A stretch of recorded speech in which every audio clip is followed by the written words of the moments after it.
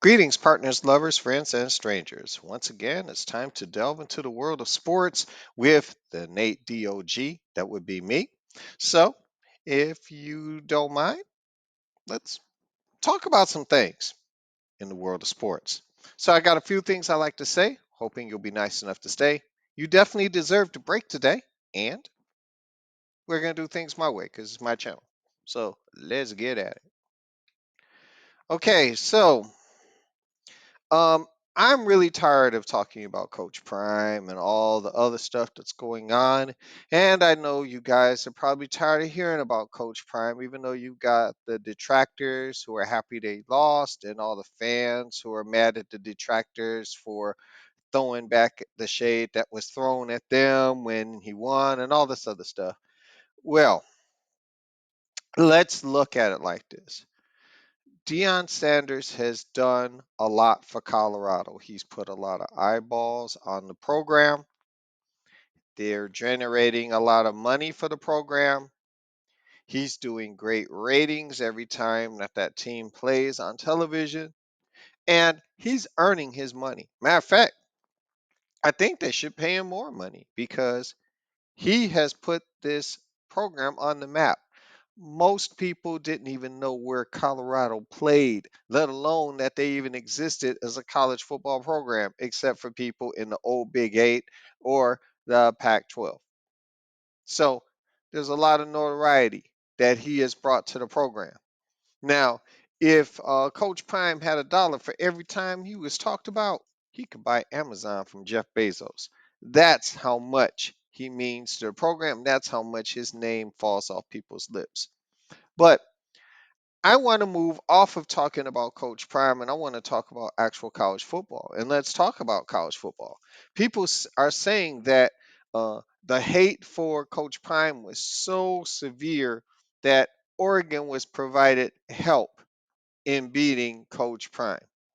Well, you can take that any way you like, but I watched the game and didn't look like Oregon needed much help. Uh, if you were very objective, or if you've been on this channel long enough and heard me speak about Colorado, I said that defensively, that defense is putrid. It's a liability. It gave up almost 40 points a game. And except for TCU, well, we really haven't heard much from TCU, but you're talking about giving up almost that amount of points to pedestrian teams. Then you're going to face the 10th ranked team in the nation in their dojo and get mollywopped. So I'm not surprised that they lost because giving up 40 points a game is not cutting it. So the next thing is with all coaches who have a bad game, Coach Prime is not above criticism. So we need to stop with this. Oh, we don't have black love, or this is tough for the brother. Da, da, da, da, da, da, da, da, da. At the end of the day, it's the fact that Coach Prime has a decent offense, but that offense has some flaws that need to be fixed.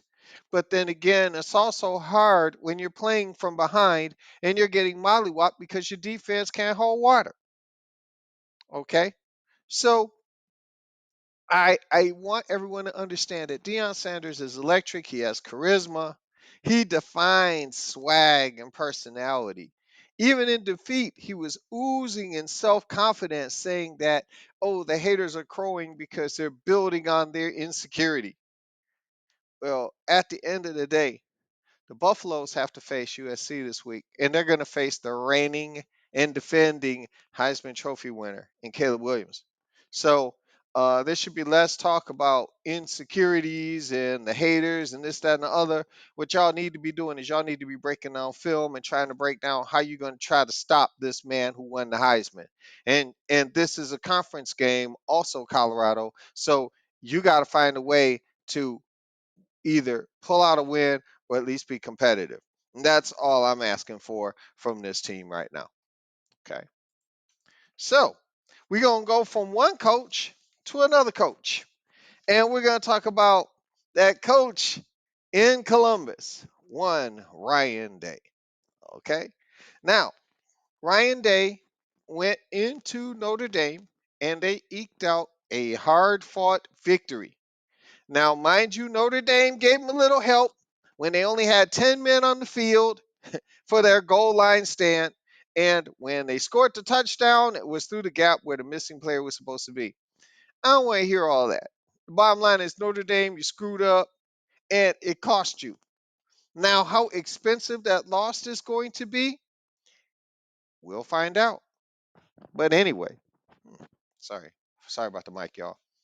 But anyway, back to Notre Dame and Ryan Day. So after Ryan Day gets that victory, and it was a hard earned victory, so we're not taking nothing away from that accomplishment. Dude then goes to the reporter who gives him the mic, and he goes on this rant about Lou Holtz. Now, for you young whippersnappers who don't know, back in the day, and we're talking about back in the day when they didn't have high definition television, Lou Holtz was the coach of the national champion Notre Dame Fighting Irish. Okay. This man was a coach for years and he was good with the microphone, just like a lot of these other coaches are. Well, Coach Holtz, he's about 4 years away from being 90. So he's Paw on steroids. All right. Now, what Lou Holtz did is he was at Notre Dame. Now, mind you, he coached Notre Dame to a national championship. He's wearing Notre Dame gear. He looks like the Notre Dame leprechaun, for goodness sake. And they asked him what he thought about the game. Now, with him bleeding Irish blood, did you honestly think he was going to say anything complimentary about Ohio State, especially surrounded by Notre Dame fan wearing Notre Dame gear representing Notre Dame? That's almost like expecting a Ohio State person to say anything complimentary about Michigan. Heck, they don't even say the name Michigan. They call them the school up north. So if anyone should understand this, it should be Ohio State fan. But somehow, Ryan Day and, as Coach Prime would say, his insecurities came all out for the world to see, where he says, our team is tough and this, that, and the other, and we got a hard fought win. And you're absolutely right, Ryan Day. You did get it. But see, what Lou Holtz had to say to you, sir, it was not about Notre Dame. Dude, you are feeling the heat. And anybody who tells me that Ryan Day isn't feeling the heat, I will debate them. And I'm going to tell you why. Because one thing I know about Ohio State is their hatred for the University of Michigan. And it's pure grade A, unadulterated hate. I remember Ohio State had two coaches, Earl Bruce and John Cooper. Both of them were good coaches. Both of them had stellar records at Ohio State. But Ohio State fired both winning coaches. Why? One small problem: couldn't beat Michigan. You don't beat Michigan, you don't have a job. And what is Ryan Day looking at? Ryan Day is looking at 2 straight years of not only losing to Michigan, he's getting dominated by Michigan. And the last piece of domination happened at the shoe. That man is feeling pressure because if he marches into Ann Arbor and doesn't pull out a victory, and the way they're looking, it doesn't look like that's going to happen again this year, but then this is why you play the games. But if he doesn't walk out of Michigan with a victory this year, that'll be 3 straight years of not beating Michigan. Trust me, Ohio State folks are not going to be as patient as Michigan was with Jim Harbaugh. I promise you that. So, hurt dogs will holler. And Ryan Day was feeling that heat, and he went ahead and he just went OFF. But you know what? This is what it sounds like when coaches cry. Do, do, do, do, do, do, do, do, do, do, do, do, do, do, do, do. Speaking of cry, before I get on to this next slide, um, next week we're going to be the college football season will be a third of the way done, which means that we now have gotten most of the non-conference games out and the cream pastry has been eaten, and now teams are getting knee deep into their conference schedules, and now we're going to be able to see who is real and who isn't, and we're going to talk about that. So next week, after we look at next week's results, we will break down what's happening, and we will have a clear picture on where some of these teams are going to be and where a lot of these teams are not. So that'll be next week on the program. Okay. So now let's talk about the National Football League, Week 3. Now, I treat the NFL the same way. I look at everything in fractions. So next week, when those games conclude, that will conclude the first quarter of the NFL schedule. And at that time, we will have a better idea on who are pretenders as opposed to contenders. And then we can go through my picks to see where I'm trending right and where I'm trending wrong. So again, that's going to happen next week as well. So we're going to have a lot to talk about. Might be 2 videos, but you know, we'll see how things shake out. So let's talk about what everyone else has talked about. The Miami Dolphins. Oh my goodness. Man, they went Madden down in Miami. Okay? So Miami was basking in 70 degrees, and at the same time, they were also basking by putting up 70 points. So 70 and 70, that was the big number down in Miami. I haven't seen anything like that in a long time. I mean, I've watched Super Bowls where the 49ers did the speed limit. That was 55 back then. But I ain't never seen a mauling like this. This is pretty doggone bad. Okay. And for all indications, people say that it wasn't that close. So that's pretty bad. But I can tell you this about Miami. Miami, as long as Tua Tagovailoa stays healthy, they're gonna make a whole bunch of noise. I mean, I've already blown this division because I thought the Jets were gonna win it, and then Aaron Rodgers had to get hurt. But I did say that Miami would make the playoffs, and they're gonna be a tough out. But like I said, beautiful thing about the NFL, this is a marathon and not a sprint. So let's just keep a watchful eye, find out what Miami does. Meanwhile, Denver. Whew, my goodness. Denver.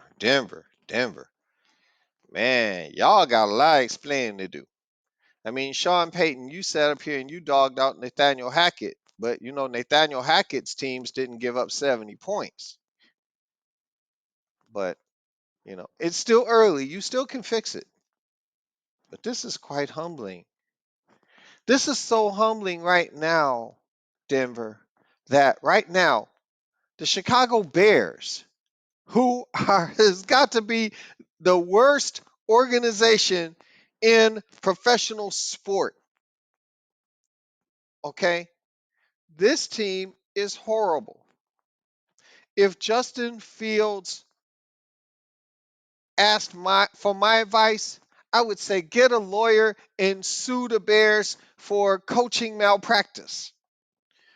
Fields is not a bad quarterback, but even beautiful flowers wilt when they're not watered. This organization is just horrible. And then the Bears had a bad week. I mean, someone broke into Soldier Field and took stuff. How do you break into a football stadium and steal? I don't know about you, but when I drive by the Cardinals Stadium, there's always some type of security.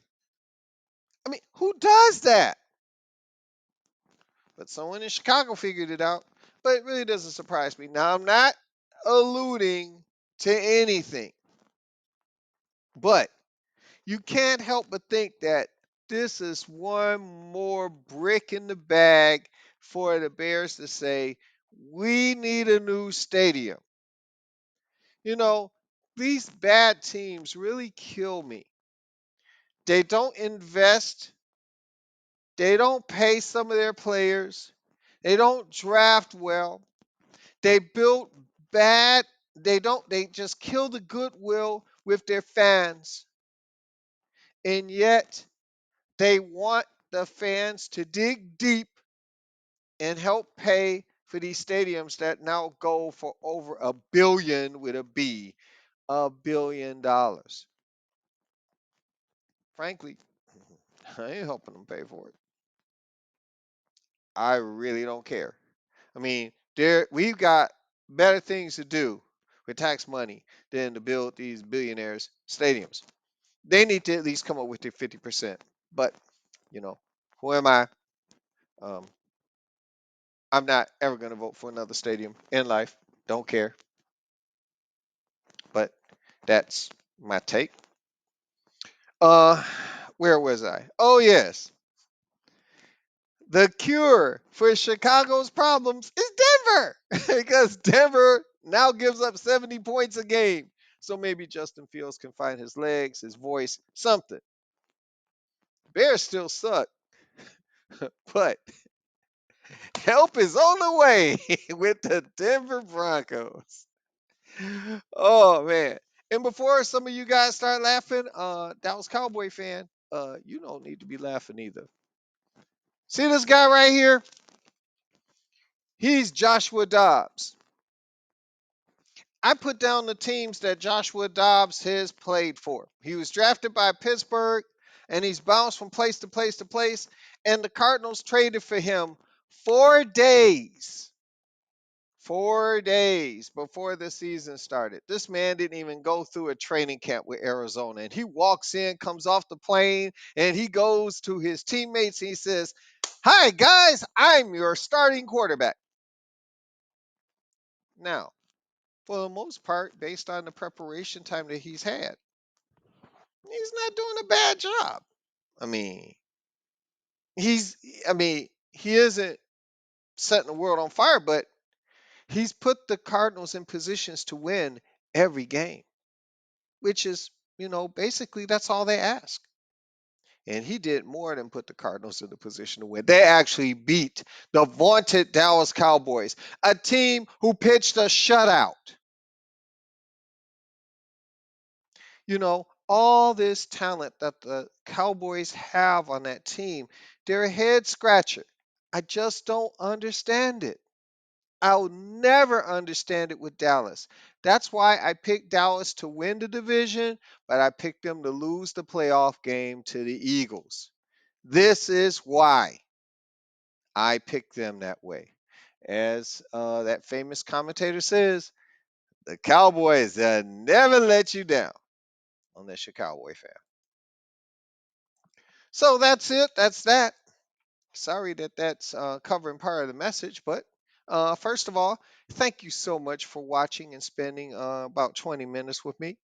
Please like, comment, subscribe, hit the notification bell so you'll know when the next video drops. The thought drops happen on Tuesday night, so Wednesday morning you should wake up and it'll be ready to go. So hit it on your lunch break or hit it on your ride to work, from work, but we appreciate the engagement, and I thank you so much. You could be anywhere, but you spent it with me, and I totally appreciate it. There'll be random short videos that happen throughout the week. That's the line that's being hidden by my mug.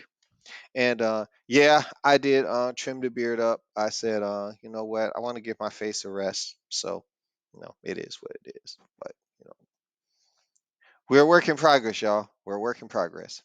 So that's it. That's that. You guys have a enjoyable day, night, whenever you're watching this. And as always in parting, we wish you love, peace, and hair grease.